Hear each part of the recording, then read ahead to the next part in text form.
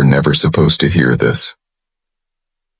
In the stone silence of northern Maine, there's a valley no one maps, and a family name no one dares repeat.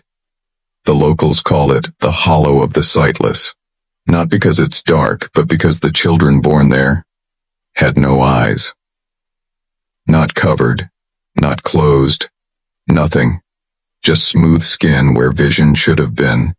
No names, no records, no graves marked in stone. Just stories whispered by old men at bars, warnings etched into wood, and a bloodline buried alive under generations of silence. This is the macabre history of the Edevane line. A family that didn't just vanish from America's history, they were erased. Not by time, but by intention.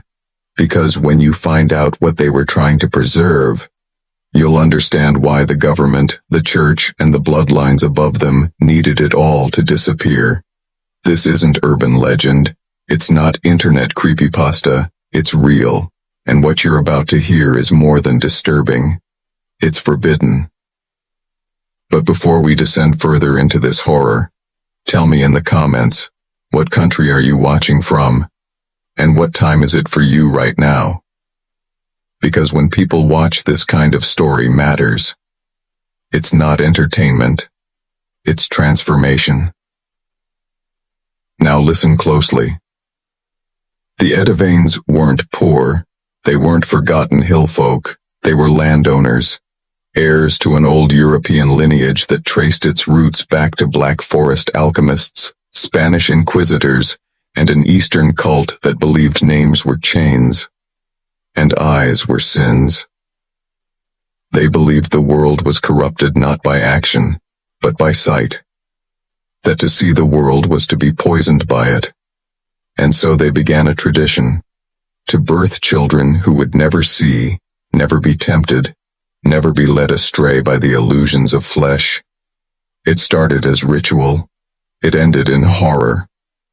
Each generation deeper into their obsession, the Edevanes stripped away what made a child human. First language, then mirrors, then sight. By the late 1800s, none of their children had names. They were referred to by order of birth, carved into wood slats nailed above their beds. First, second, third. By the 1930s, their estate was sealed, barred from public entry.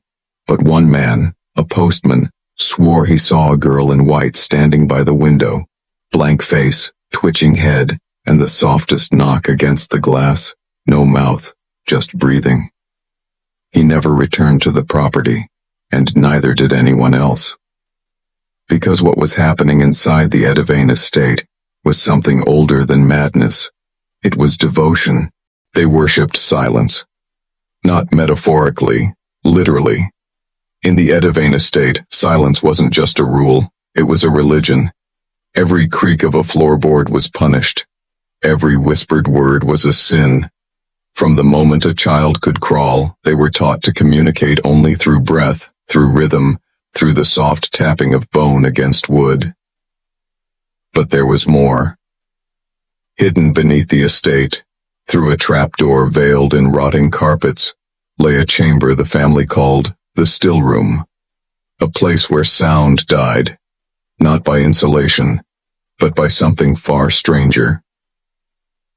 The walls were lined with wool soaked in ash, the floor packed with human teeth, hundreds, maybe thousands, dug up from unknown graves, set in strange, almost musical patterns, and in the center, one single wooden chair, carved with symbols that don't appear in any known language, symbols that hum, not when you touch them, but when you don't. This was where the daughters were taken on their 7th birthday, to sit, alone, in silence, for hours, for days, some for weeks. And when they came back, they were changed. They didn't speak, not out of fear, but out of belief. They had heard something inside the still room, a soundless presence, a whisper beneath thought, and the mothers would nod, smile coldly, and say, "Now, you belong to the hollow." The Edevanes believed the voice in that silence was God, not the biblical one, but something older, something buried beneath sound itself, a divine intelligence that could only be heard when the human body was stripped of senses and the mind had nowhere left to run. But here's the part that still haunts archivists and local historians. In 1971, a demolition crew was contracted to flatten the Edevane estate. The land had been sold, the family declared extinct. The last known heir, a faceless woman named only M, vanished in '58. But when the team broke ground and entered the cellar, the chair was still warm. There were no bodies, no skeletons, just the hum of the cymbals, louder than ever, and the faint smell of teeth burned in wood. The demolition never happened. No official record explains why. And now the land is sealed again, this time by a private security firm based in D.C., with no website, no listed employees, and funding traced back to a religious university in Virginia. Why? Because someone wants this buried. They were called the Chosen Flesh. The Edevane women didn't just protect a secret, they were the secret. Not through knowledge, but through their blood, their bones, their very biology. And this was by design. You see, sometime around 1849, a strange partnership formed between the Edevane patriarch, Bartholomew Edevane, and a European sect known only in preserved letters as the Veil Order. Not religious, not governmental, something older. The order believed that certain bloodlines could be hollowed, emptied of individual will, and repurposed as vessels for something else. They claimed the Edevane line was already halfway there. Women in the family had been showing bizarre genetic traits for decades: lack of pain response, irregular blinking, an unusually high percentage of what early doctors called transcendent episodes, days where they would neither sleep nor wake, but simply sit, unmoving, eyes open, pupils dilated, breathing barely perceptible. The order took this as a sign. They began funding the Edevanes quietly, sending doctors, then scientists, then priests. And they began breeding the family like livestock. The girls were forbidden to marry outside. The men were kept docile, sedated. Generations of cousins married cousins. Daughters birthed daughters with no legal identity, no death certificates, no hospitals, just midwives with trembling hands and eyes that never met the babies. They were trying to create the perfect vessel, a woman who could house the sound beneath silence. And they may have succeeded. In 1923, a child named Esther Edevane was born, never cried, never blinked. Her body temperature ran 5 degrees cooler than normal. She spoke her first words at 10 months. "The chair is ready." By 3, she was drawing intricate geometric patterns no adult could decipher. By 5, she stopped talking altogether, and at 7, she was taken into a still room. She never came out. But the stories didn't stop. Locals reported seeing a pale figure in the woods, always barefoot, always staring, always silent. Dead animals arranged in spirals, church bells ringing at the wrong hour, glass shattering without sound. And one night, a preacher's child went missing, found 3 days later in the creek, alive, repeating the same phrase over and over. "She's not a girl, she's a door." After that, the government sealed the property under the guise of contaminated land. But former staff from the demolition team still whisper about it, about the humming cymbals, about the way the air itself refused to carry sound, about how one of their men walked into the cellar and never came out. No record, no body, just gone. They said she was delusional. The woman who emerged from the woods in 1941 claimed her name was Miriam Edevane, but there was no record of a Miriam, no birth certificate, no census listing, no grave markers, and yet, she knew things no one else could. The blueprints of the Edevane estate, the names of midwives who'd vanished, the exact location of the hidden cellar under the still room, and what was buried beneath it. She claimed she was Esther's twin, but twins had never been mentioned in any surviving Edevane documents, not once, until someone, years later, uncovered a torn journal from the estate's gardener. A single line, dated October 4th, 1923. 2 girls, not one. One for the silence, one for the scream. Miriam was that scream. She was found half naked near a highway in Pennsylvania, clutching a bundle of torn fabric covered in strange ink-like blood. She was 18, but looked 12, malnourished, eyes sunken, skin covered in scars, some fresh, some decades old, and across her back, carved deep into the flesh, one word, replica.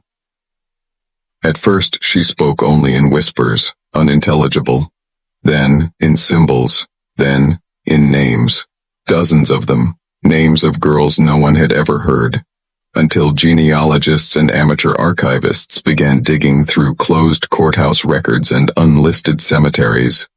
The names were real. The girls had existed. Everyone had died before age 10, and all had connections to the Vale Order. Miriam said they were trying to create a harmonic pair, 2 sisters born with matching frequencies, but opposite functions, one to hold, one to anchor. She said Esther was chosen to become the door, but Miriam was the key. That's why she ran. In interviews later destroyed, she described a ritual, one that required a threshold of silence so deep it unhooked the mind. She spoke of long corridors underground, of mirrors that reflected things not in the room, of nurses with sewn lips, of music played backward on phonographs that made her nose bleed, of being made to sleep beside Esther for days at a time, tied hand to hand with red thread. Then one night, she woke up alone. The thread burned away. She knew something had gone wrong, or right, or maybe exactly as intended. The final entry in Miriam's recovered notes reads, "They made her into a house, but they forgot to lock the door." What happened next sent waves through the institution that had long denied the Edevane's legacy. Because in 1952, a man named Dr. Lewis Thorne, a geneticist linked to post-war eugenics experiments, was found dead in a sealed room of a Yale archive. Clutched in his hand, a photograph of 2 girls. Same face, one smiling, one bleeding. They called it the Echo Protocol. Decades before DNA testing, before the human genome was mapped, certain academic institutions, quietly funded by old money trusts, were conducting lineage containment experiments. The goal? To isolate, replicate, and preserve what they believed to be primordial traits. Traits not of brilliance or strength, but of compliance, receptivity, and most disturbingly, psychic permeability. It all began at Ashcroft House, a now demolished wing of an elite university on the East Coast, long rumored to be a hub for esoteric studies. What students thought was a residence hall was, in truth, a containment facility for children, girls. Specifically, girls like Miriam and Esther.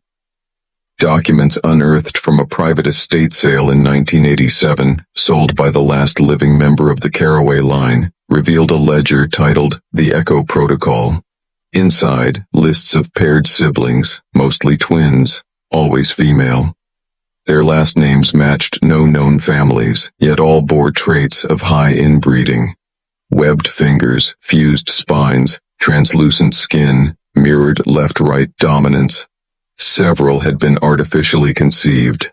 Some, even cloned. Each pair was referred to by tone, not name. Tone 1, null and vessel. Tone 4, mirror and source. Tone 9, scream and sleep, and beside each, location, duration, failure status. Only one was marked, unresolved. Tone 6, the Edevanes, replication achieved, integration failed, secondary subject absconded. Miriam. But why twins? Why daughters? Because somewhere deep in the cross-section of psychology, genetics, and occult symbolism, the researchers believed that duality, especially mirrored duality, could unlock what they called inherited transception, the theory that trauma, when passed deliberately through controlled generations, could create receivers. Receivers of what? That's where the story fractures. Some say it was a government experiment. Others, a private cult embedded in academia. But one thing's certain, the names connected to Ashcroft House, Fenwick, Winslow, Hargrave, Ainsley, Thorne, all show up again and again in the margins of history. Not at the center, never the face, but always just behind the curtain.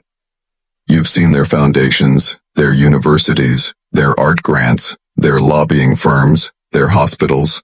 And you've seen their daughters, pale, quiet, raised in silence, married off young, often photographed at odd angles, or not at all.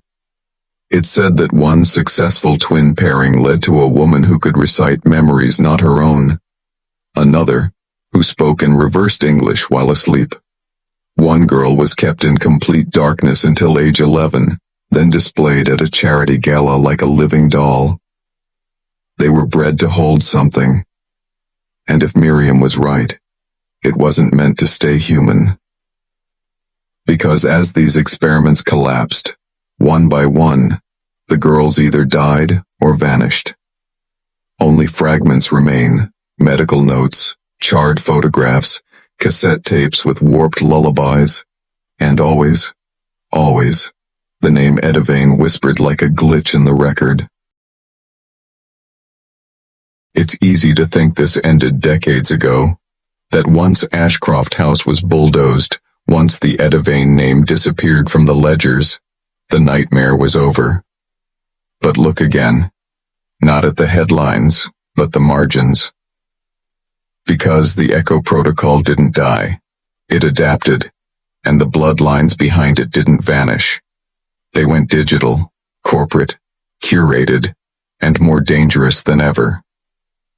Let's talk about Clara Wren. To the public, she's a philanthropist, a fashion figure, one of the new faces of elite American heritage. But dig deeper, and her family tree goes cold before 1925.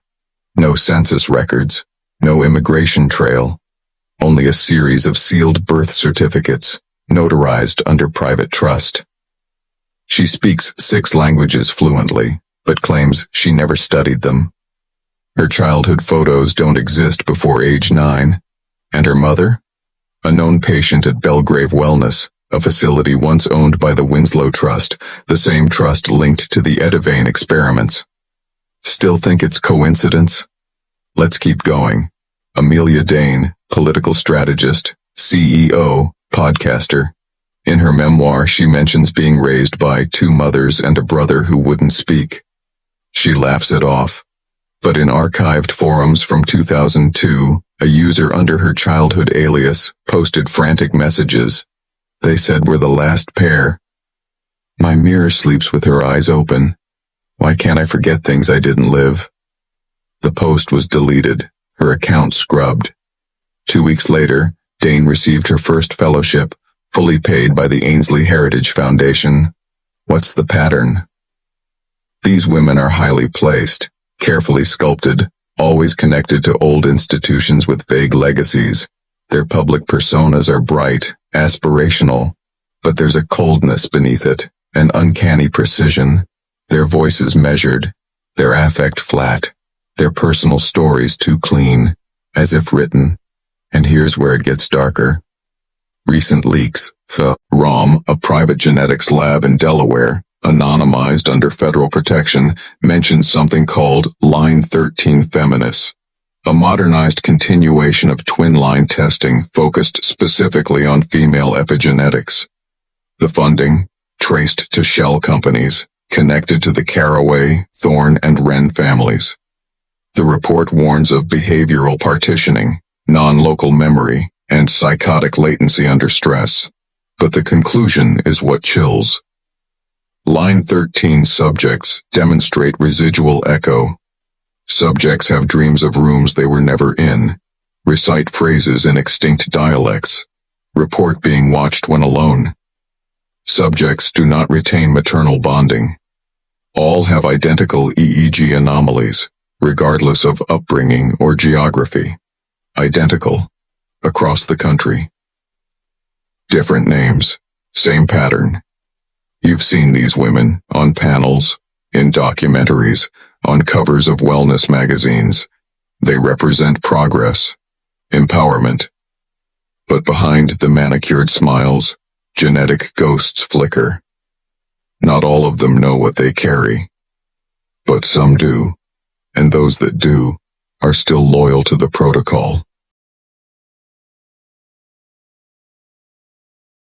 It was mislabeled. A dusty VHS cassette buried in the back of the University of Claremont's archival vault, boxed between mislabeled faculty lectures. No digital copy, no record in the library system, just one word, handwritten on the spine, echo. At first the contents seemed benign, grainy footage of a woman in a dim room, seated before a fireplace. She's old, hollow-eyed, skin translucent in the flickering light. The timestamp says November 12, 1992. She doesn't introduce herself, but we now know this is Dr. Miriam Cabell Edevane, the architect of the ECHO protocol, thought to have died in 1979. But there she is, breathing, speaking, confessing. Here is what she says. They told me it would save us. That keeping the line pure would carry memory forward, not memory like recollection, but memory like instinct, skill, shape. But something went wrong. She looks off camera, as if someone is there. There's a long pause before she continues.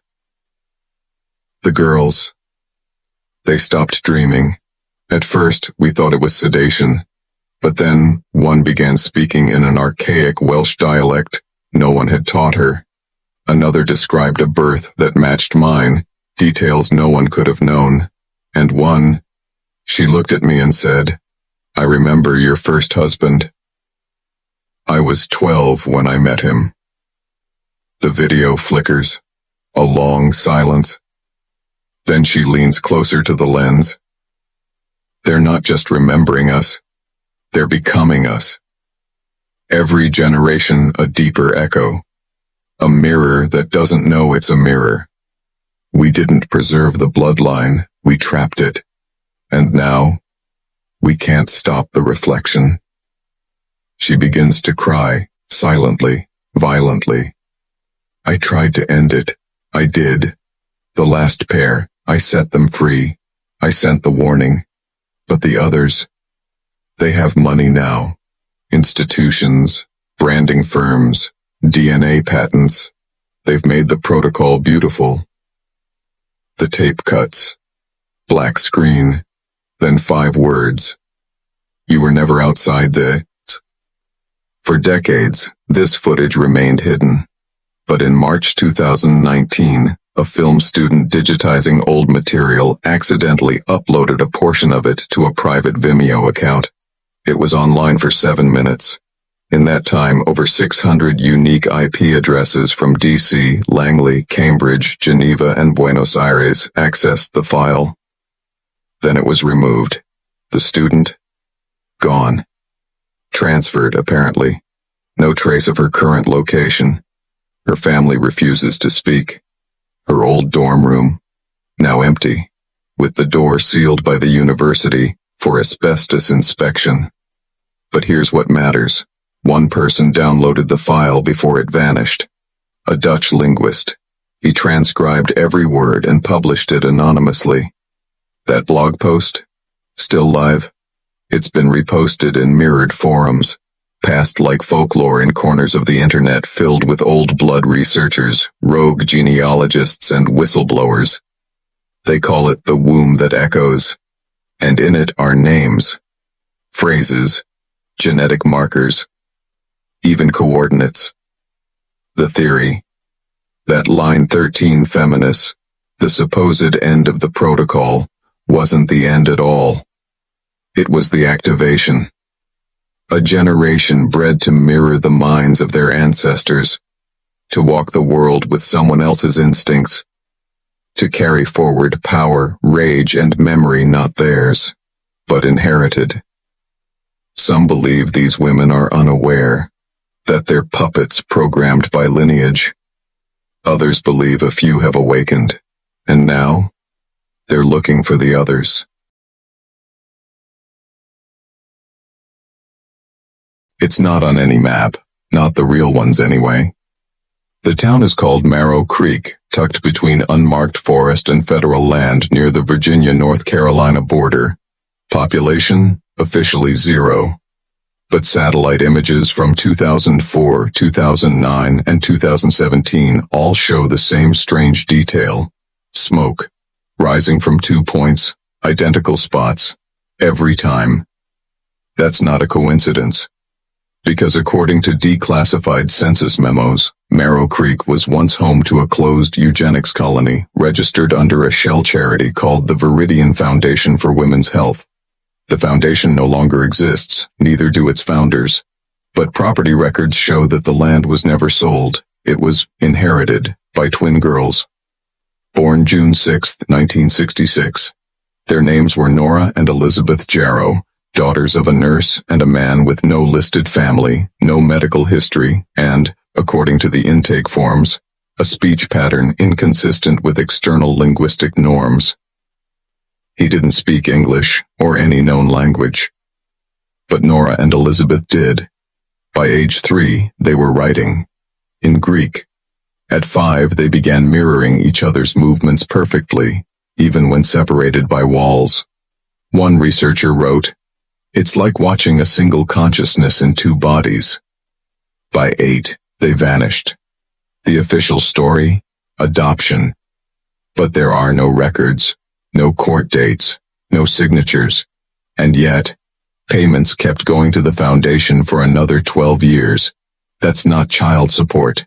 That's containment. And in 2022, a hiker found what appeared to be a sealed storm cellar near Marrow Creek's old grounds. It was buried under moss and stone, but when local historians opened it, they found children's drawings etched directly into the walls. Hundreds of them, each nearly identical. 2 figures, always holding hands, always standing in front of what appears to be a mirror, but only one reflection. On the floor, a rusted pendant. Inside it, a locket photo of twin girls, on the back, etched faintly, Echo 13F. Geneticists who've studied the photo believe one of the twins is still alive, because her features match a living woman, an Ivy League professor now working in neural pattern analysis.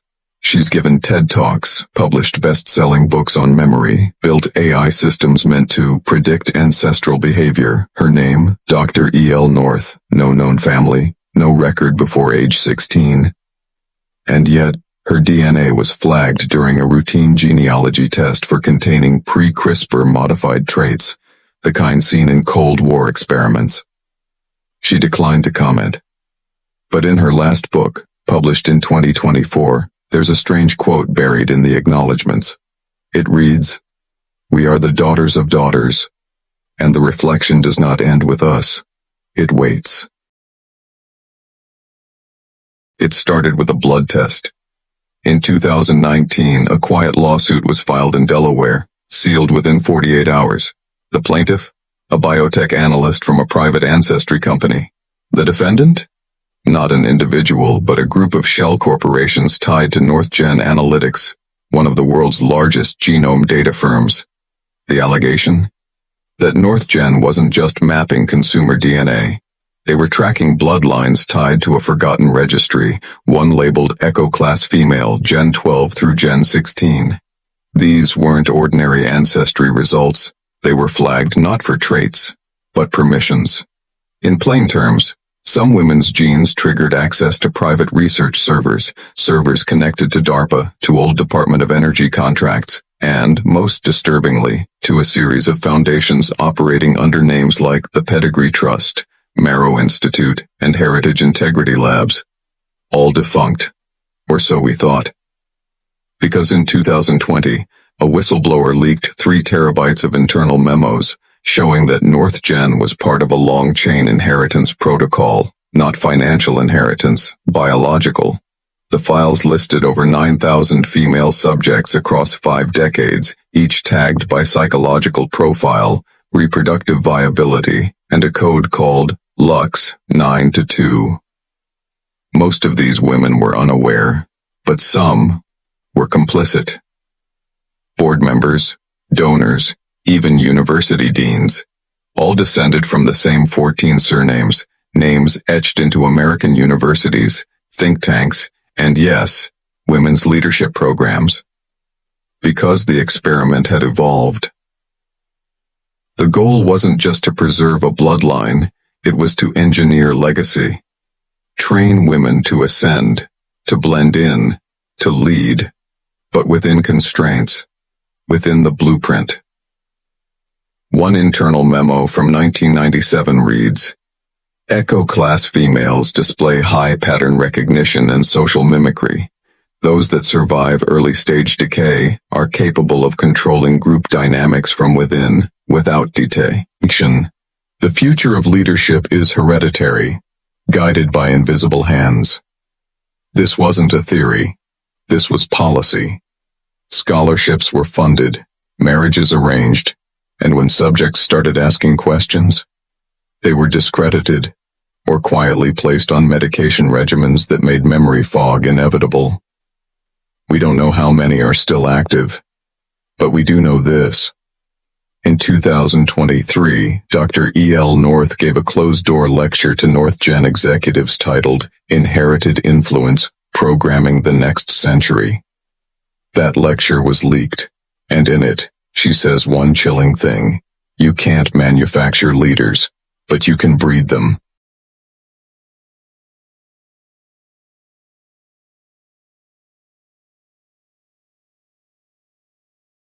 They called it dynastic coding. The idea wasn't new, but the method? Terrifyingly modern. By 2024, reports began emerging from Eastern Europe and parts of Southeast Asia. Elite private schools quietly running genetic pre-screening on students, not for illness, but for heritability of influence. A concept born from the same files leaked from NorthGen, now globalized under new names. Helix Continuum, Legacy Ascendant, Echo Nest Foundation, and buried inside their brochures, words like purity of vision, lineage-based optimization, biological sovereignty. What do they really mean? That only certain bloodlines were being trained to lead the next century. Let's rewind. In 2015, a Silicon Valley startup named VeraSync launched a dating app pitched as love guided by science.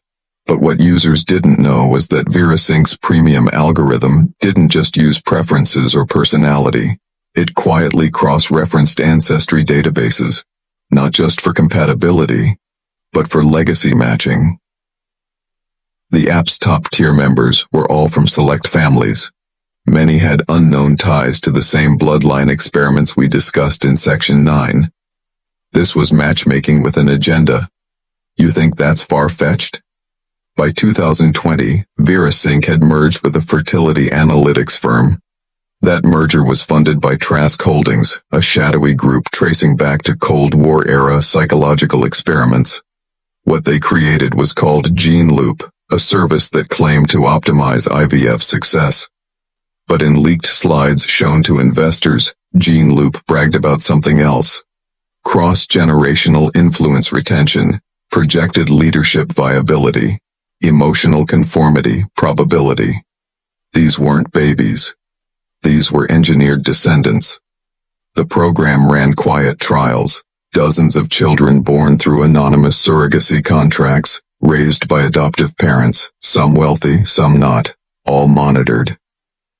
All girls. What were they looking for? Behavioral markers, empathy thresholds, resistance to social pressure, or obedience to it. When the data failed, the girls were removed from school, quietly relocated, or, in some tragic cases, disappeared.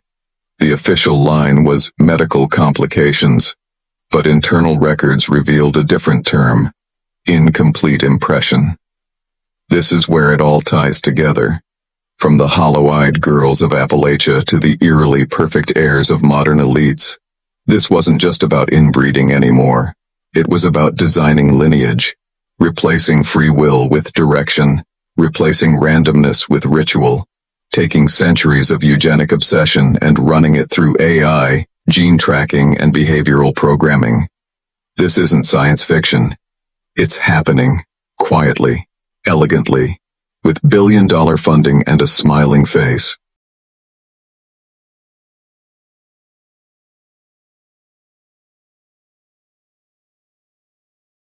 They weren't breeding leaders, they were breeding conduits. That was the revelation whispered in a decrypted file uploaded to an obscure server in March 2022, then deleted within hours, but not before it was copied. The author called herself D. No last name, just a timestamp, one audio clip, and a line that cracked the silence. They don't want mothers. They want vessels. Vessels for what? To answer that, you need to understand how these programs saw women, not as people, but as architecture, not as thinkers, but as carriers. Through centuries of selective breeding, isolation, and indoctrination, the goal had shifted from purity to utility.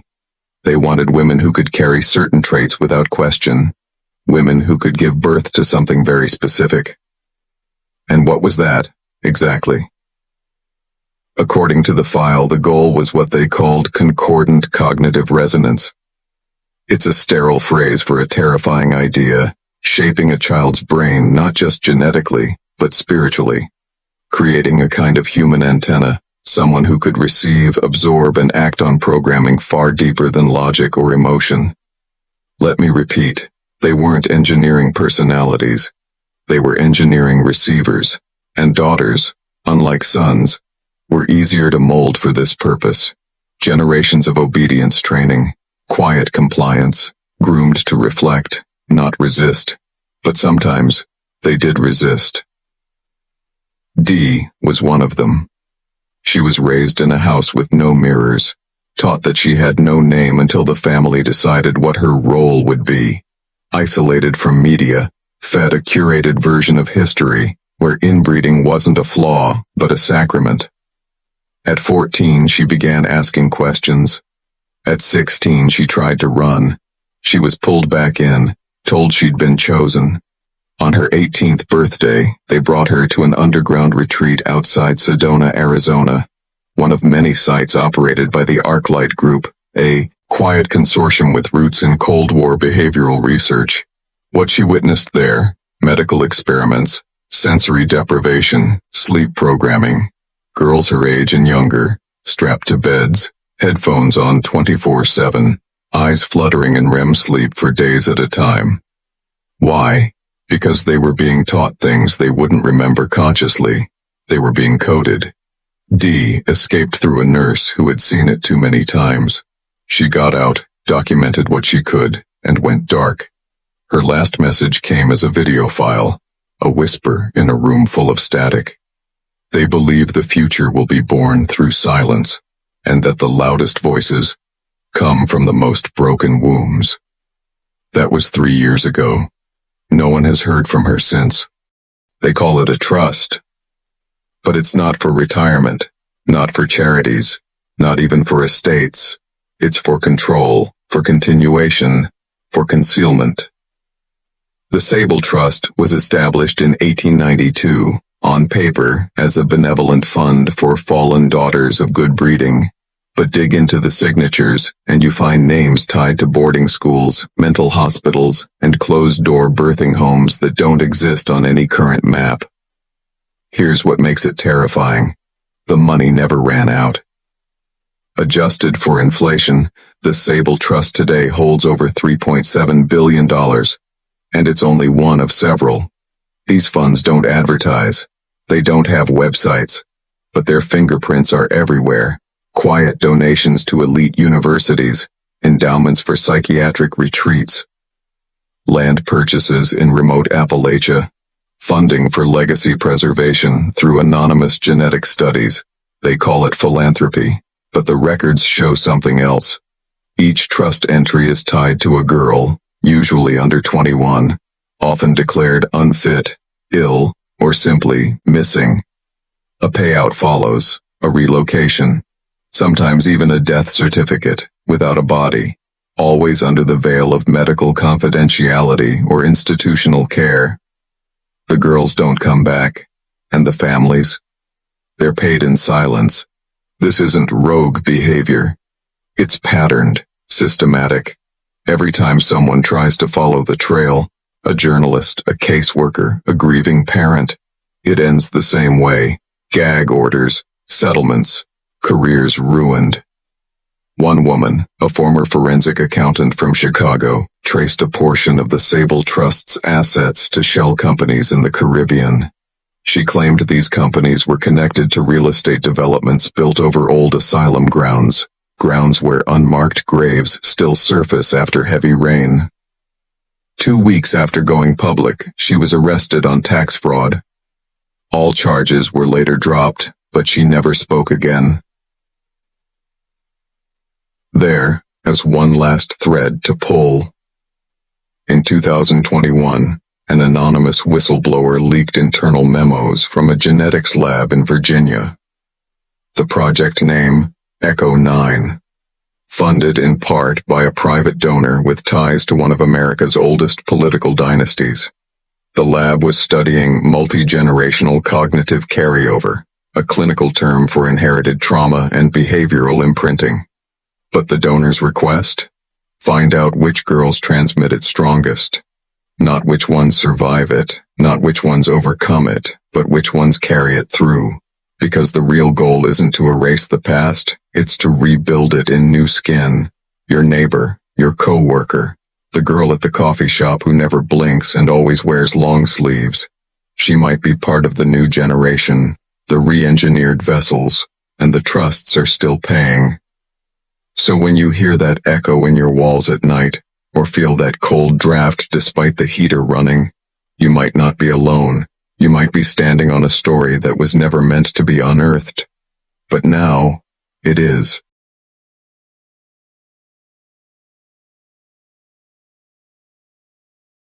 There was one building never listed on any map of the Edevane estate. Locals just called it the Wing, as in the East Wing, though it wasn't connected to the main house. It stood alone. Cold, brick and steel, narrow windows too high to look out of. Those who worked there signed lifetime NDAs, most never speaking of it again. But a nurse's journal from 1964 was found in an estate sale in New Jersey. Inside were fragments, scrawled between pages of recipes and hymn lyrics.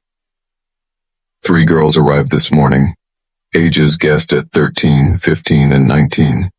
One is clearly pregnant. The youngest won't speak at all.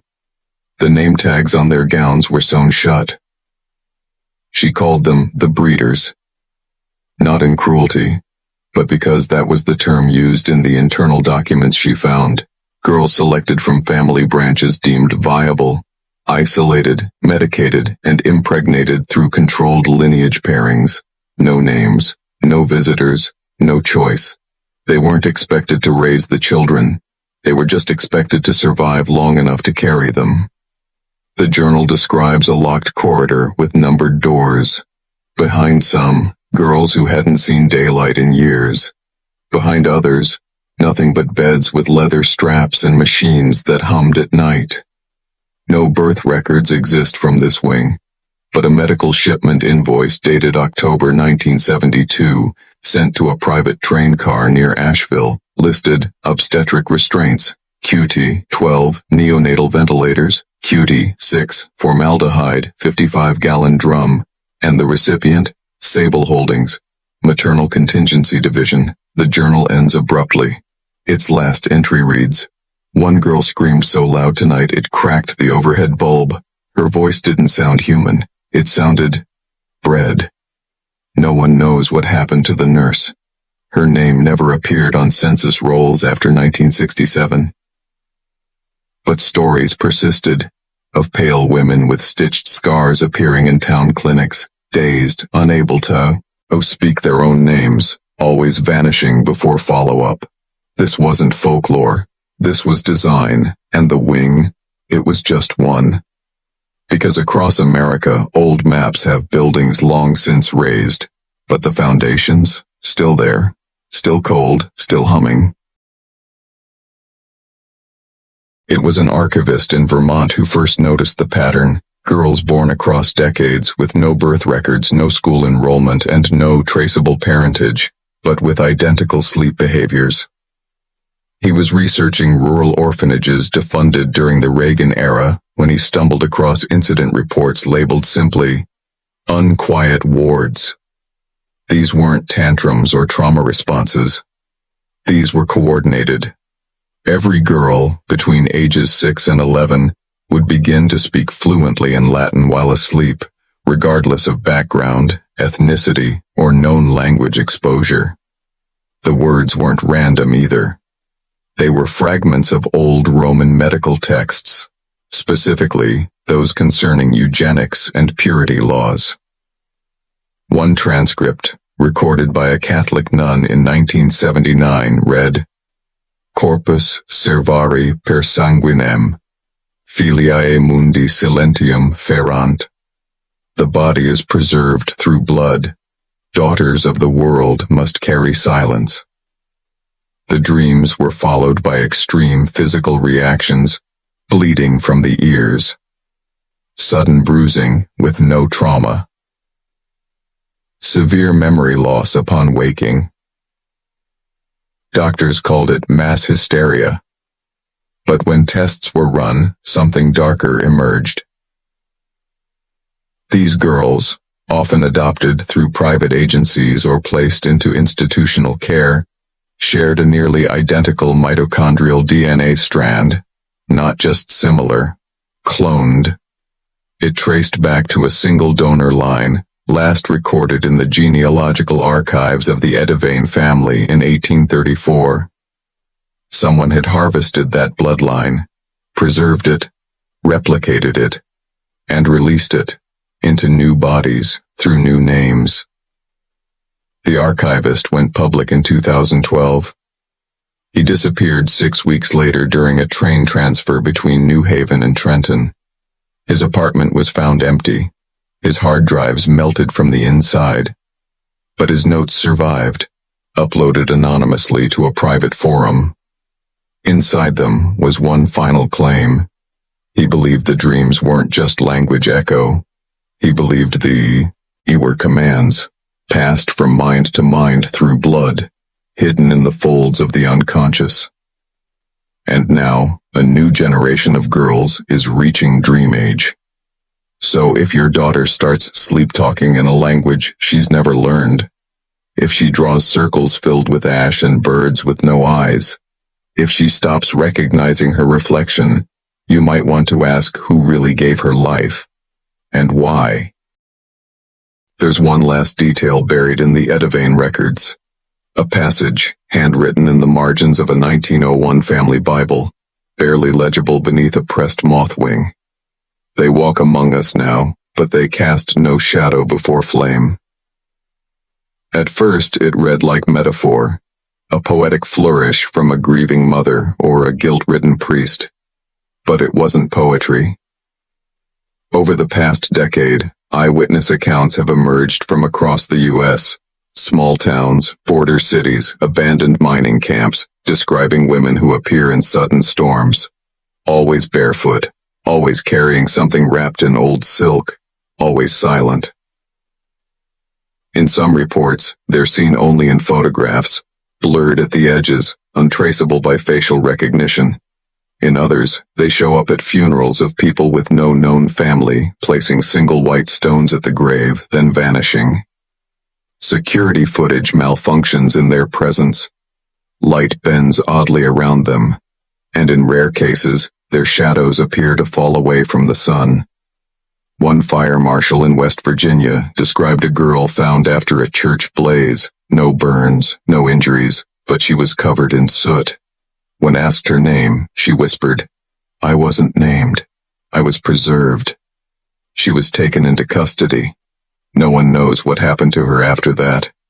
Across certain psychiatric facilities, especially those with legacy funding, staff report patients with impossible medical conditions, no fingerprints, negative blood types that don't match any donor charts, irises that shift color under candlelight, all women, all between the ages of 18 and 26. And every one of them shares a strange behavioral tic. They don't look at mirrors, ever. Not by accident, not in passing.